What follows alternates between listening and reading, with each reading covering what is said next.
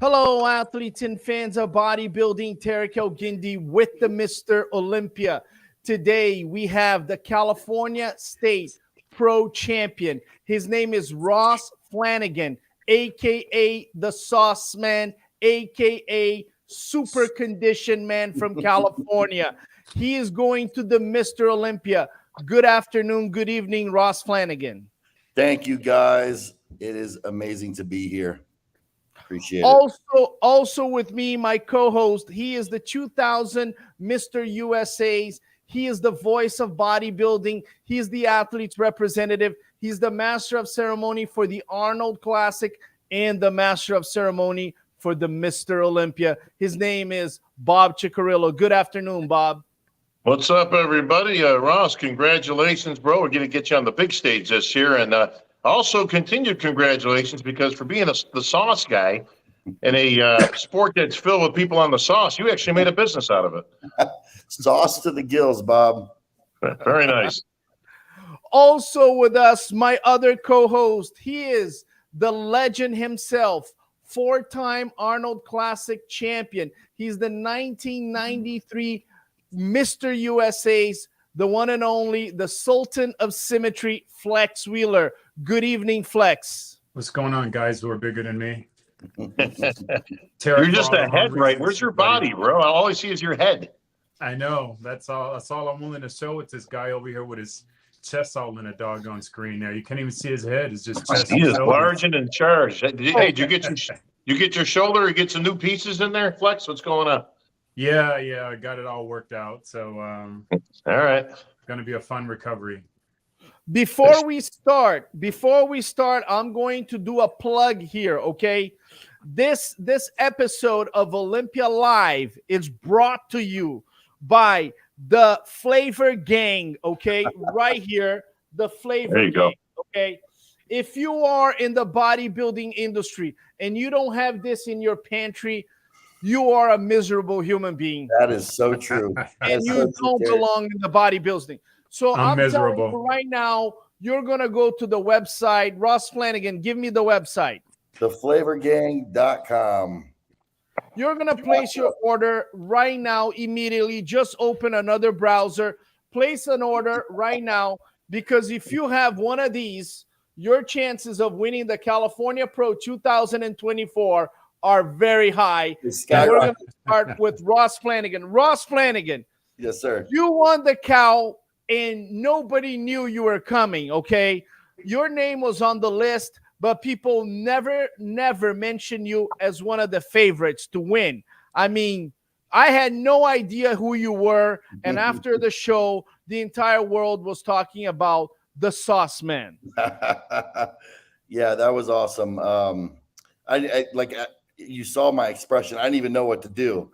So I just started screaming. So, yeah, like I told you guys before air, it wasn't even my goal. Like on my goal sheet, it wasn't to win the show. It was just to what we called it, land the plane, because I bombed my pro debut.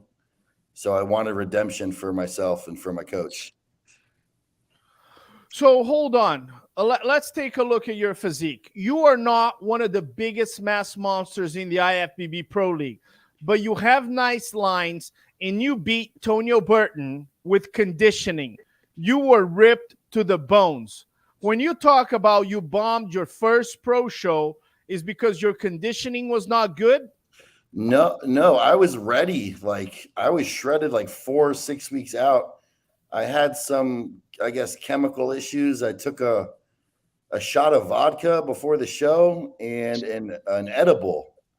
And it just fucked me up, dude. I blacked out. I didn't sleep. I woke up with like inflammation everywhere. I must have gained about 15 pounds of water just from like a cortisol spike from not sleeping that night. And I got on stage like a water buffalo and completely ruined it. So Hey, Flex, you better give Levroni a call and get him in touch with Ross on the vodka service.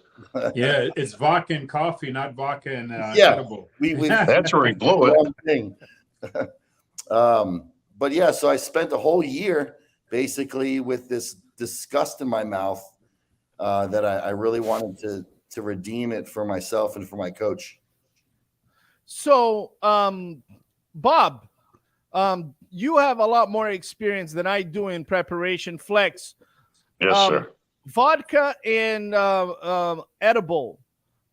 Is that something that you Don't guys do it. did, or is that something that the sauce man is introducing? No, don't do it. Bodybuilding world. Yeah, listen, Lavroni, it comes to vodka and contest prep, Lavroni's the king, but that's a whole other discussion. But no, let this serve as and I'm sure Ross is going to back this up 100%. I've been saying this for years. Flex has been saying this for years.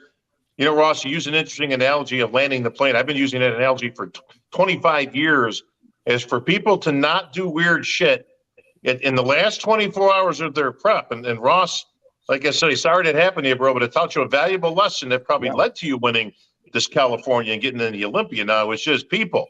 PSA right here from everybody here, all four of us, okay? Do not do anything strange or unusual or anything you're not used to when you're getting ready for a show in the last 48 hours. It takes 16 weeks to get ready for a show, and it takes 1 hour to completely screw it all up. So land the plane. Yep. Completely I mean, agree if you about had told me that you had vodka and marijuana before the show, I would have said, why the hell were you hanging out with Chris Cormier? Well, that's where I got the edible from. That explains that. Flex, why do you have to go there, man? Flex Yeah, Wheeler, why right. do you have to go there? I'm with you guys. I've been using that same analogy also. A plane starts landing almost 45 minutes before they touch down. I still don't know why people do it. You know, they'll be in perfect harmony with their body. Their body be consistently changing every day, the way to be stable. And then the last day, they feel they got to do something crazy. And 9 times out of 10, it doesn't work out. You end up looking better the day afterwards. But I don't know why. I know we're creatures of habit, and we always want to try to pull out the maximum out of ourselves. But I think more than not, we end up ruining it. You know, I don't know how many competitors walked on stage and looked better the day before or the day afterwards, but the day of that show, they just completely bombed it. So you learned a very valuable lesson. No, man. If you're in shape, it seems like he had the type of body type that gets in shape really far out. Seems like he stay really dry naturally. Why would you mess that up? You know, why'd you mess that up? Even some people sodium load the last couple of days. No, I sodium load the whole damn time. So it's normal taking in large amounts of sodium. So whatever it is, salt, freaking, 1,000 A1 sauce or whatever, I keep my sodium jacked up. So your body's so used to it. All you got to do is just slightly pull it and your body goes freaking crazy. But I don't get that sodium loading and all this, in a couple of hours, or even this rice cakes and peanut butter. What the hell is that? I mean, that's the stuff, Flex. That's some crazy stuff, man. My question to you, Ross, what did you do this time different? I mean, tell us a little bit about your final 24 hours so that people can actually learn. People can actually learn from what you did. What Bob and Flex said, like literally, my coach Dom Cardone, shout out to Dom.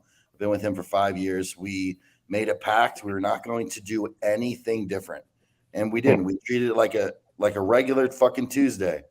Literally, the only thing we changed was for the night show. We added more sodium to my meals. That's literally the only thing we did that was out of the ordinary.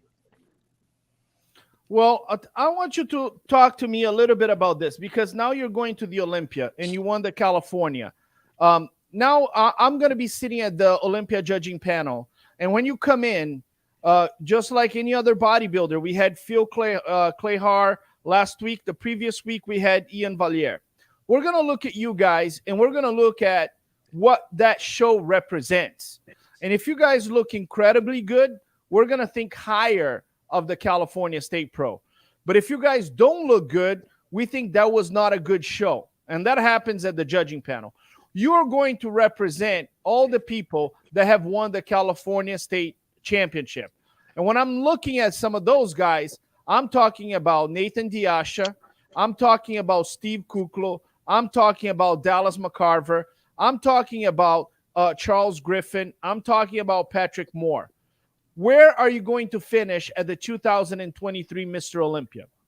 Whew. Well, I have no idea, Terrick, but I will say this: I will rival anyone in conditioning on those 2 nights. I know I'll be bigger, I'll be fuller, and I've already fixed my lat spread. I couldn't hit my lat spread in California, my rear lat spread. I couldn't hit it in Toronto, and I was just losing my depth and my width on the rear shots. But that's fixed, addressed. So I don't have a placing in mind. I love the chase of progression, Terrick. So I just want to get up there and show the progression. Bob, there was a section on Flex magazine years ago. The guy, and I think it was Sean Ray. Let me give credit to Sean Ray here, where Sean Ray wrote, "This guy is there to win. This guy is there to contend. This guy is there." Yeah. And then, this guy's just happy to be there. Is Ross Flanigan fighting for top 10? Is he just happy to be at the Olympia? Let's put some pressure on this dude. No, I'm definitely not just going to be happy to be there.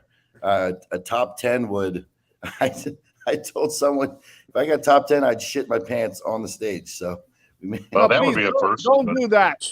Yeah. Do not defecate on stage. We've had a lot of things happen on the Olympia stage, but that ain't one. Hey, any publicity is good publicity. Listen, here's the bottom line, okay? TMZ. Let me tell you something.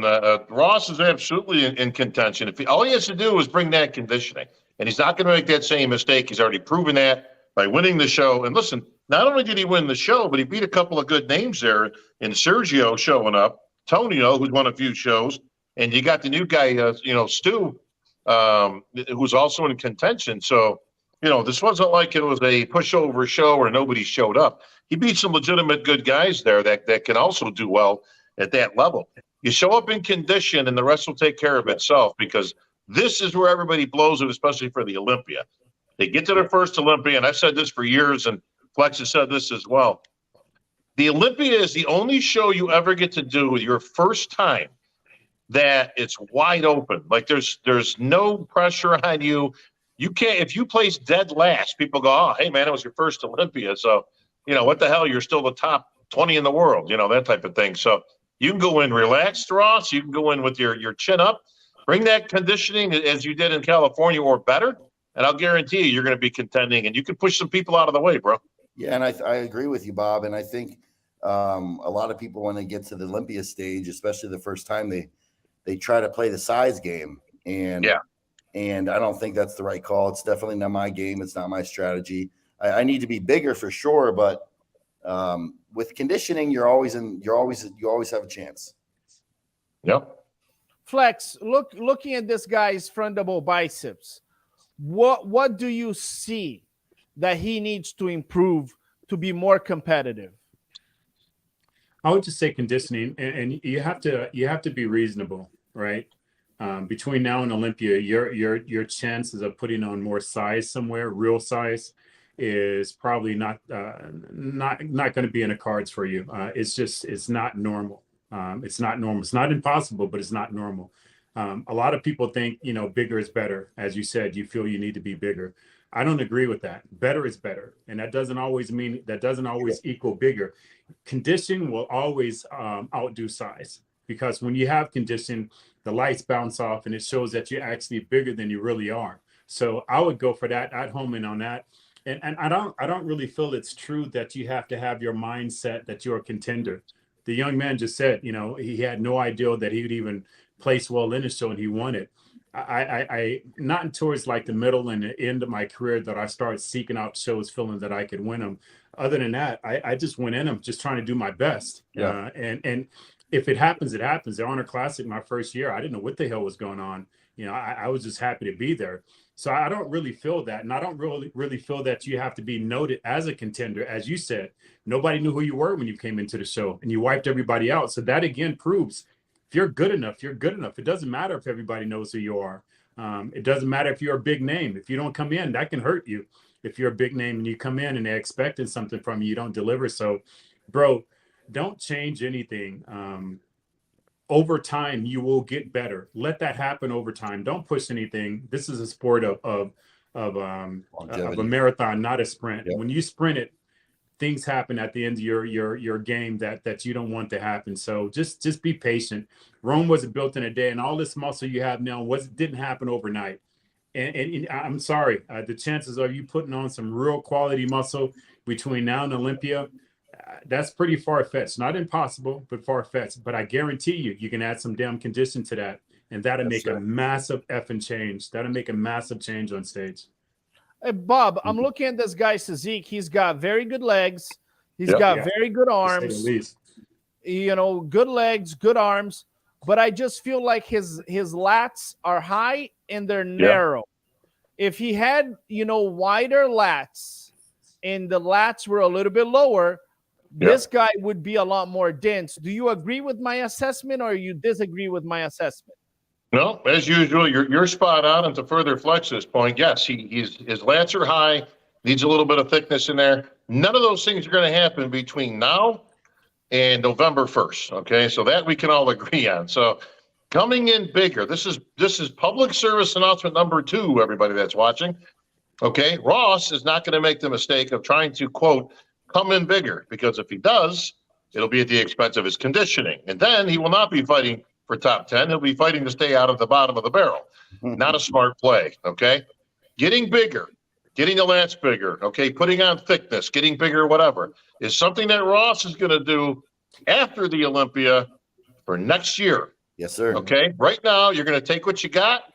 You're going to dice that up. You're going to try to hit 100%, land that plane on the spot, and you come in 100% for what you can come in right now.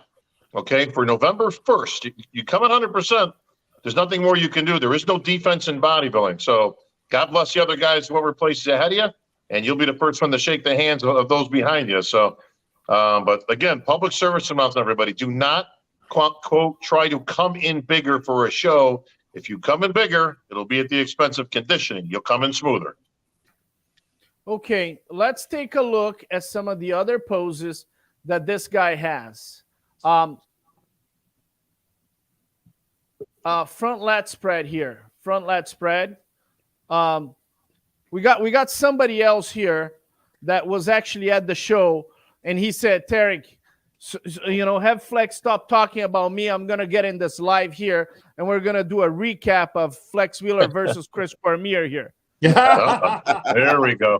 Hey, Chris, what up? You were the first guy that came up to me and said, "Watch out for the sauce man." Yeah. And I said, "Who the hell is the sauce man?" He goes, and Chris still doesn't know your name, Ross. I thought we met last week or so in Jersey. Yeah. He kept calling. I took a picture with the sauce man. Yes, sir. He kept calling me and saying, "Hey, I think the sauce man might win the show, Terrick." I'm like, "Who the hell is the sauce man? Give me a name." Hey, Chris. Big Ross, that's all you got to know. That's all. Yeah, that's all that matters. Once again, another plug. This show is brought to you by the Flavor Gang. If you do not have this in your pantry, you do not belong in the bodybuilding industry. It gets you shredded, man. It gets you shredded. I'm telling you. Chris, some of that then. Yes. Chris, this guy has big legs. He's got big arms, but I don't think his back is up to par. Do you agree with me or not? If he had wider lats, then what are we talking about? If he had wider lats, are we talking about a you know, I mean, I don't know, because he's got a small waist. I mean, if this guy has a back on him, I mean, am I shooting too high? This guy can really make an impact. Yes, am I right or wrong here, Chris? Yeah, I think so too. You know, some improvement there. Some of it is just connecting more with those muscle groups. You know, it's a very complex muscle group and a lot of moving parts. But, you know, once you get that down, and that's usually the last piece to the puzzle that a lot of people got to put together in their physiques. A lot of people look at the front all the time, but, you know, you don't have eyes in the back of you. And a lot of times you can have a hard time connecting with those muscles in the back. So that's usually the last part you got to improve. I don't think your front lat spread is too bad. I think I'm not sure where the camera caught you when you were still up, but it seems like your shoulders are too high that you need to relax them and bring them down. Agreed. I'm just not sure if the camera caught you. So it's so hard to judge a photo because we don't know if that photographer caught you dead on that shot. That's why a lot of times, and Chris knows this also, I tell my athletes, don't look at the camera until you're fully into the pose. If it's a trained photographer, they won't take that picture when you're looking away anyway. They want that money shot when you're looking. So I would look down until I'm fully in my pose. Only then that I bring my eyes up to let them know, okay, now I'm in my shot. Okay. Stop right now, Flex Wheeler, because I love what you said. Right now, I'm going to just remove this for a second, and I want you to repeat what you just said, because that's 100% priceless, what you just said. Repeat what you just said. Right. I'm the best USA champion, and Chris could never get with me. Oh, I helped pay for that show, remember? No, after that. No. It's simple.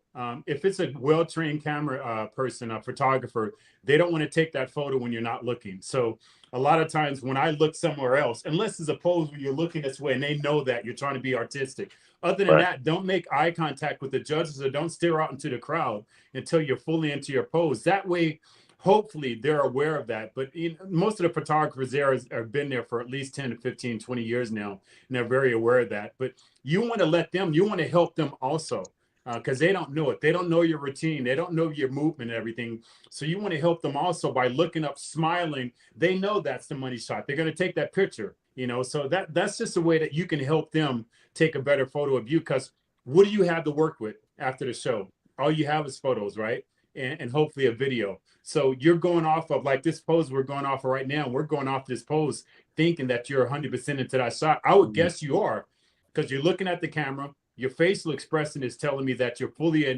engaged into the pose and everything, unlike if you were still looking away or something like that. So it's just trying to help the photographers and the judges know that I've completed my pose and you can judge me now. Great advice. A quick question here from our co-host FemFlex Friday. By the way, if you're not watching FemFlex Friday, your testosterone levels are down. Guys, Chris Cormier, do you flex or relax your chest muscles on the front lat spread? I'm connecting and flaring with my the lower pecs right here and trying to raise my chest up. You like connecting with your chest in the front lat spread. Yeah, trying to show that striation through the nipples is normally showing that you're really in great condition. Yeah. I got to tell you, when I saw this picture of him on the side chest, I said to myself, he could beat Tonio Burton. Bob, this guy is a good bodybuilder. Well, first of all, congratulations for being one of the few people, Ross, that actually hits a proper side chest.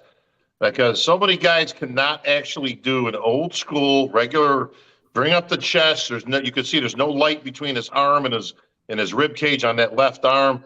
Dexter Jackson hits one of the best side chests I've ever seen. He's retired now, but that for everybody, PSA number 3 here tonight. We're loaded with tips for everybody.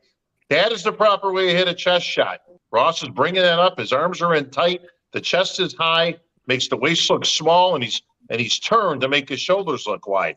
Perfectly done. Yeah, but also applying pressure in the right way.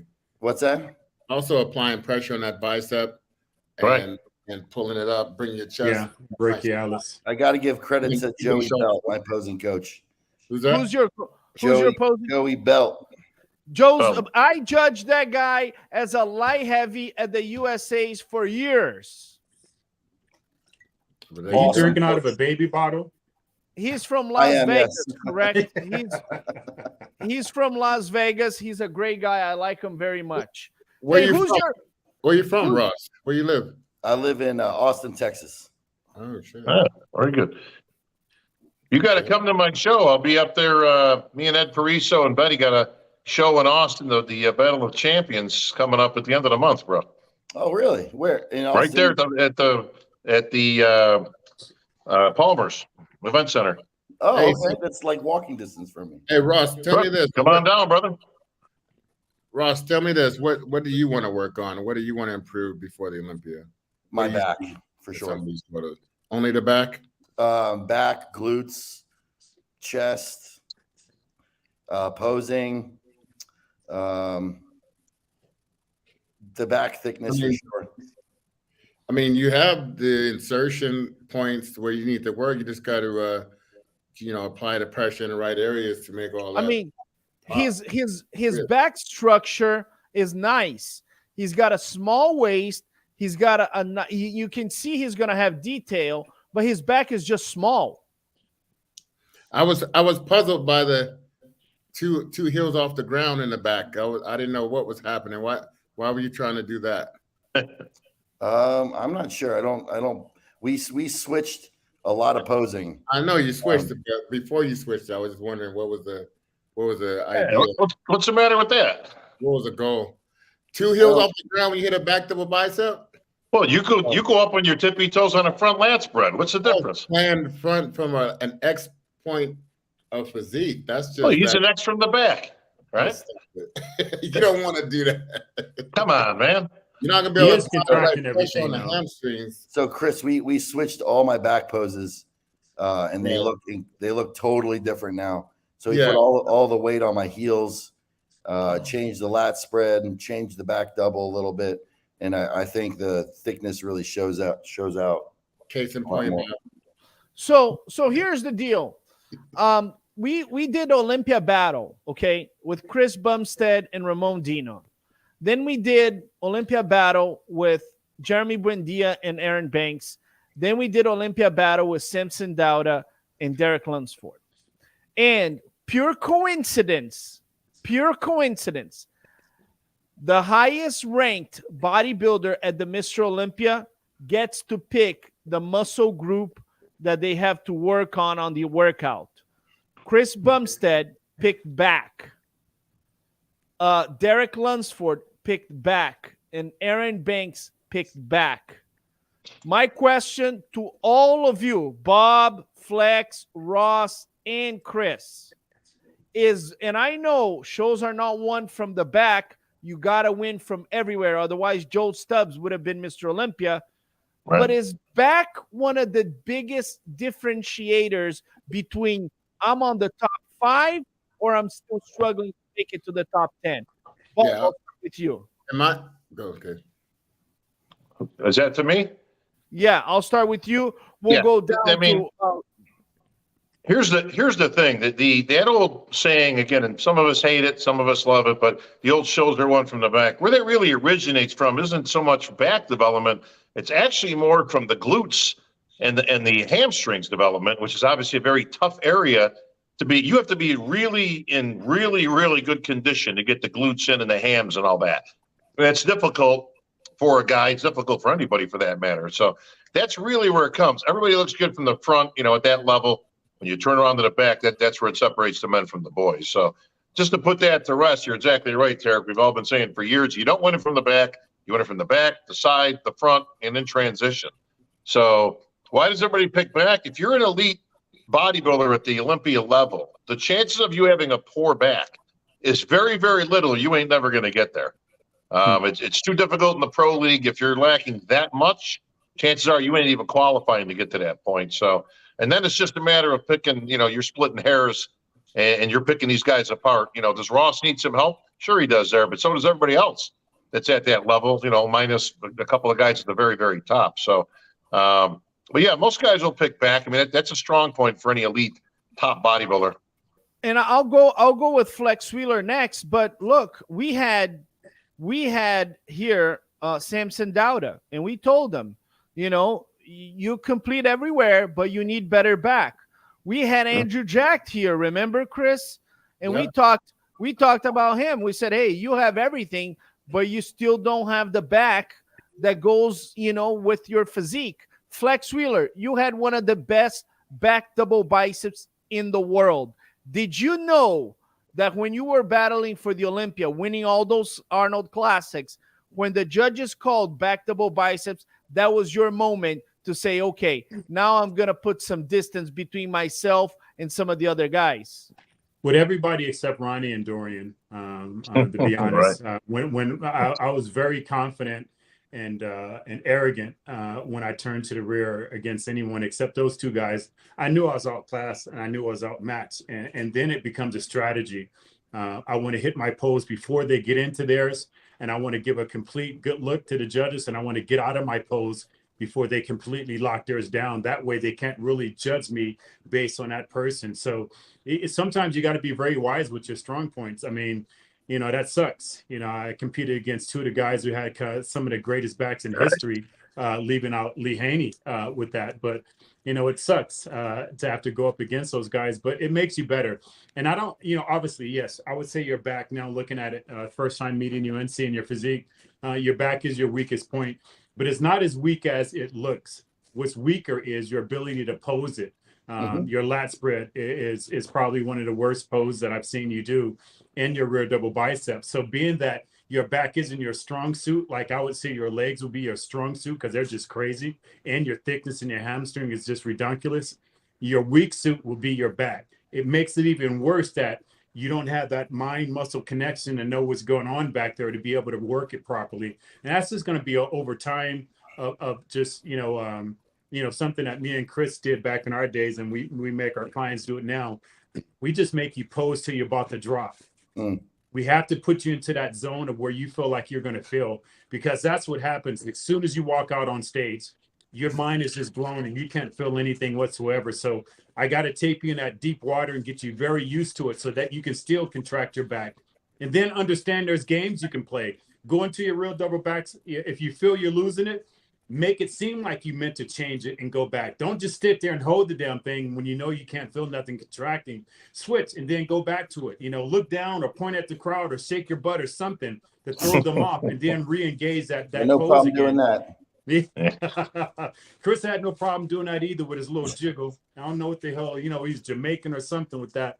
I think Chris was doing twerking before anybody was twerking. Yeah, he was. Before it was even a twerk, Chris was twerking. Hey, I went to judge a show in Thailand. Judge a show in Thailand. Man, people could not care less about Ronnie Coleman, Dorian Yates, Arnold Schwarzenegger, nothing. I had like thousands of lady boys asking me, where's Chris Cormier? Where's Chris Cormier? Oh, that's so wrong. Chris, my question to you is this. What? Are most bodybuilders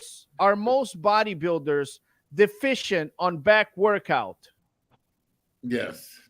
Yeah, I think so. I mean, if you go back to the last spread, you can see. Go back to the last spread. Yeah, there you go. Okay, so right here, what I'm going to look at this pose, I'm going to look at the width of the back and the actual latissimus dorsi region itself, and look at the development. Look at the development of the teres minors and majors. All that stuff is gonna catch my eye. Down the very middle of his back, in the back double bicep, he had a nice split and separation of both sides of the back. In the lat spread, you don't see it here. You see it in the back double, so he's in good condition. He has a lot of good separation, but the actual thickness of the back is not there. So even in this pose right here, you still need, in the lat spread, you still need a good separational line straight down the middle of the back. A lot of the great ones had that. And that's one thing you got to focus on when you hit that shot. You want to actually look like two big lungs. Mm-hmm. You know, we used to see that with Lee Haney, you used to see that with Dorian Yates, is a definitional line and thickness starting right there in the middle of the spine and working its way out on your back.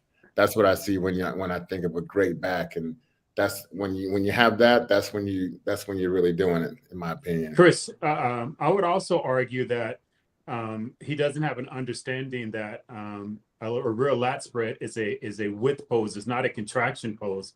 And if you look at his real lat spread, it looks like he's contracting down on his lats, and his arms are too far forward that he engages his rear shoulder cuff on that. And the same thing with the back double bicep. It doesn't seem like you actually open your shoulder blades, that you're contracting down on it, which when you don't have great thickness and size, it makes it even worse. Yeah. So again, I think it's more so your posing. Yeah, you need more back, but if you knew how to pose that better, it wouldn't look as bad. Yeah, we've changed, we've addressed it and changed it already. Even like that, even like when you go to hit that little thing, dip in and out, like going pound, set that lat, set your armpit on top of that lat. Okay. Let them see that. Don't just do like a half. Gotcha. Like, if you're gonna do it, do it. That's what I tell a lot of people, you know, when I do posing with them.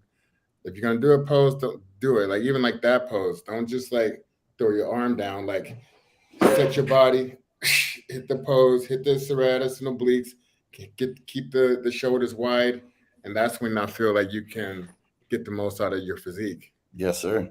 Thank you. Don't ever hide away, Ross. Right there, you were hiding away. You did like this, and then the big guy comes out and he does that.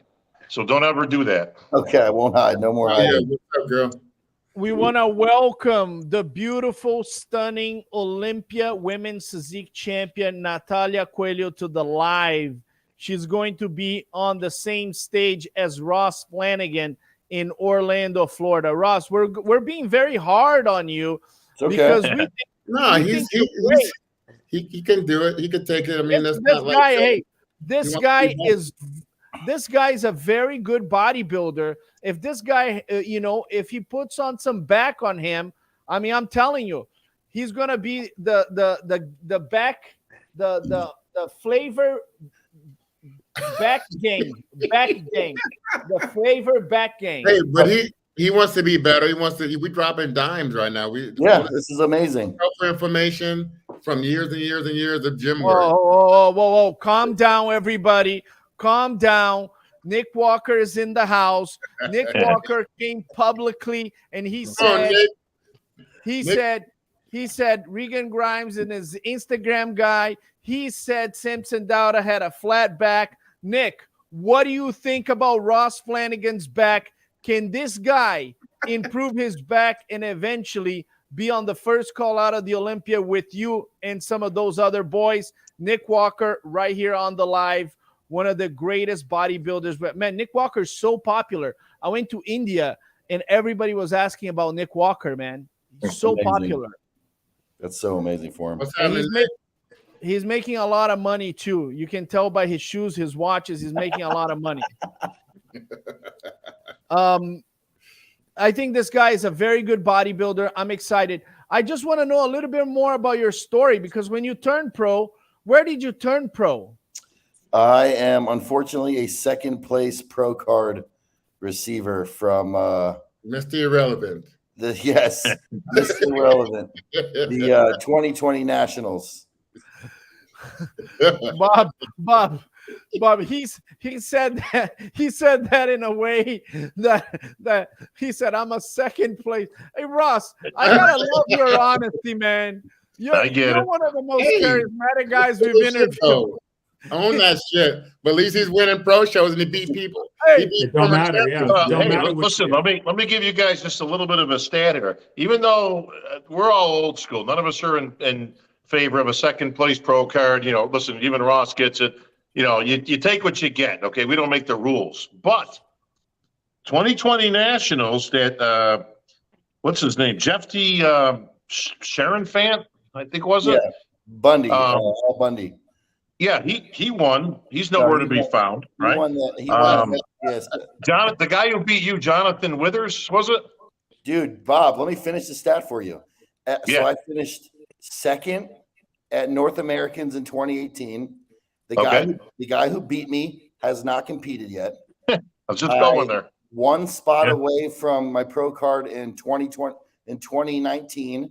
So I placed third. None of the people beat me have competed since.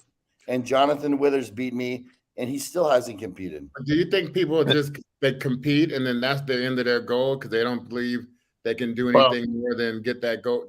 This is honestly, Chris, this is a much bigger problem than any of us are even. I mean, I know we're just talking off the top of our heads right now, but what Ross just said, this is an issue going forward. So I've said this a couple of times.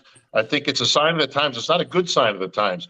When you've got USA winners, and this is first and second place winners, but you can go to the Nationals, the North Americans, the USAs over the last 5 years. First of all, almost none of us could even name anybody from that era. We're still waiting for guys that they were supposed to make their debuts over the last year or two who still haven't materialized. But the times have changed to a point that this is a problem, and I think it's a much bigger problem going forward. I just saw the lineup for Vancouver that does have a pro men's show this weekend, and there's 6 guys on there, 3 of which I've never heard of in my life, and the other 3, you know, Hassan is there, I believe, and Stanimal. Okay. Other than that, there's 6 guys on an Olympia qualifying pro show.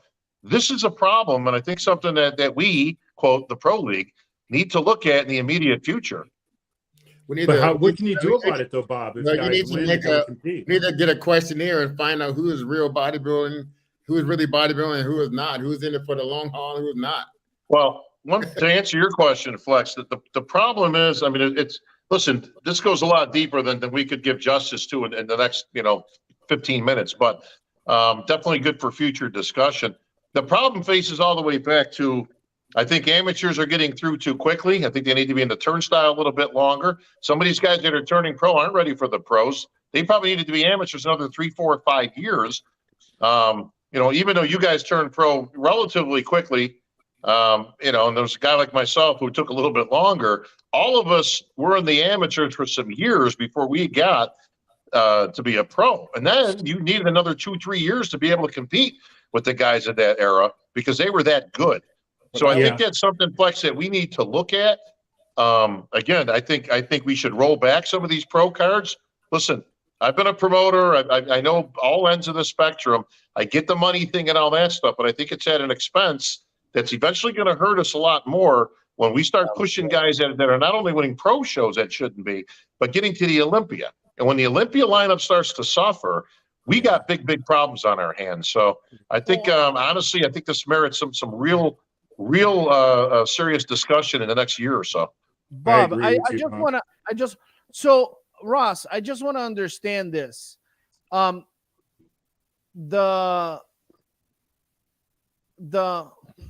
None of those guys that you have competed in the past, since 2018, that have turned pro, since 2018, 5 years ago, none of them have competed? I think it's actually like 2017. Yeah. Yep. I finished 8th. That's 6 years. 8th at USA's in 2017. I don't think anyone's competed after that. That was the show Derek Lunsford won. Well, Carlos Jr. is gonna do the Texas show. I know that one, right? Yeah, but he beat Justin Shire last year, I think, at Nationals. Yeah, but 2018, 2019, and 2020, no bodybuilders that beat me have even competed. That's interesting because, Bob, like what you were saying is we should, be a little more stricter. But here you have a person who got his pro card by taking second, and you have guys who actually won the shows that he was in that are not competing. So you would think the guy who won would be ready for a pro show. And here you have a person who waited, who took second, and now he's winning shows. So it's I think that's been a long overdue conversation. I know back in my time when I lost the USA and the Nationals, if I would have turned pro, I wasn't ready in 91. At the USA, I wasn't ready at the 91 Nationals.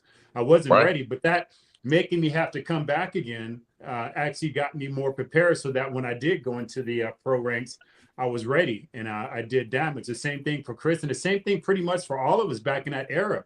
Kevin, Sean, all of us, Vince Taylor, Phil Hill, next level. Yeah.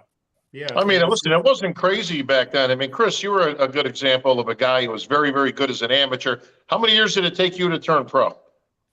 Well, I started, my men category, I won the teen nationals, Team California, but then when I got into the men's department it was 3 years, from 90 to 93. No, Chris is a great example because Chris was exemplary as a amateur. Still took him 3 years to turn pro.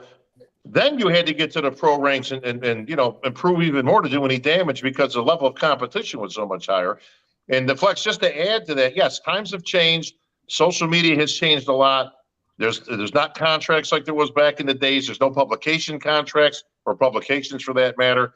So that's taken a toll, but turning masters pros, second place pro cards, and honestly, in one turn of a year, We have so many people turning pro that by the time you get to a full calendar year, let's just say from the USA to the USA, the front runner could literally be the guy who was 5th or 6th the year before. That's a problem because that guy ain't got no business being on a pro stage anytime soon or winning that USA, but all the other guys ahead of him, hypothetically, could have turned pro, be it a second place finish, a North American win, a Nationals win. I mean, you know, we have multiple outlets now, or even a Masters competition. That's becoming a problem, in my opinion, but I don't think we can ignore the data anymore when we've got overall USA and national champions who haven't even sniffed the pro stage. That's a problem. Yeah, I agree. And I think you're right, because our level of competition is suffering. I think that's going to trickle down that people are not going to want to come to shows because guys aren't in the best shape that they should be.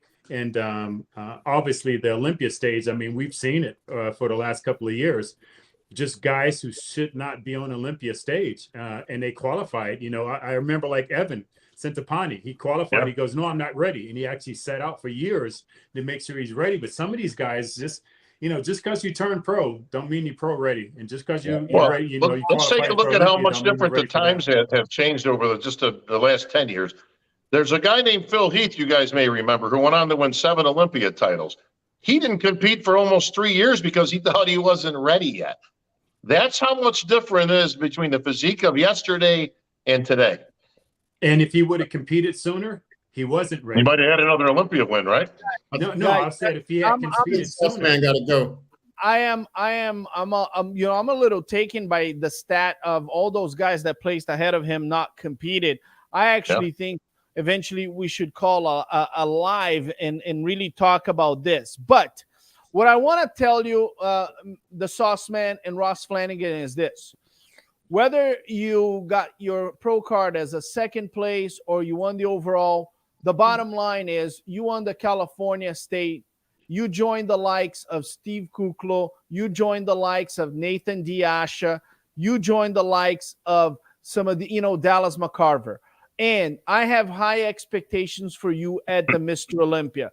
You have great legs. You have great arms. If you put a back on you, my man, you can storm that stage and elbow all those big guys. I want to congratulate you on a great victory. And I love your personality and your charisma. And I'm going to put some respect on your name. Chris Cormier, his name is Ross Flanigan. It's not just the Sauce Man. Okay? You can call me that, Chris. I thought he answered the Sauce Man when I seen him. Everything's cool with it. That's a hell of a name. Run it. I want to congratulate the man. He's the California State Pro Champion. He's going to the Mr. Olympia. Wait. He also says he has sex like 5 or 6 times a day. I think he beats you, Flex. My record's 7. You know that. And that's before he got a chick with him. Yeah. That's not including driving to and from the gym, Anyway, I'm out of here. My name is Terrick. This will be my last day at work. Terrick stuttering. My name is. I want to thank my co-host, the 2000 USA champion, the master of ceremony for the Arnold Classic in the Mr. Olympia, Bob Ciccarello. I want to thank. All right, well, hang on. I gotta get the shameless plug in there as long as you're thanking me because we got a few minutes. But this weekend, the Atlanta Pro will be in Atlanta. Obviously, thus the name. Don't have open bodybuilding, but they do have every other class represented there. So, an Olympic qualifying event. Jake Wood and his Wings of Strength crew will be there. I will be popping my head in, but I will be at Madhouse Gym, which is in Mableton, Georgia. Madhouse Gym. I'll be there Saturday at 11 o'clock for pretty much an open Q&A, meet and greet, all that good stuff. So if you're in the Atlanta area, folks, stop out. We can talk shop, ask questions. We're going to be going through some training because they got some great Panada equipment there that I'm going to be featuring. So I'll see everybody there, and I'll be in Atlanta at the Atlanta Pro also. Get that plug in, Bob. Sounds great. Good plug. Bob is the best at it. I want to thank my co-host from Primetime Muscle. He's the 1993 Mr. USA's 4-time Ironman champion, Chris the Real Deal Cormier, and also 4-time Arnold Classic champion, 1992 Mr. USA's the Sultan of Symmetry, Flex Wheeler. Congratulations to the Sauce Man. He's going to the Mr. Olympia, and I will be there. My name is Terrick.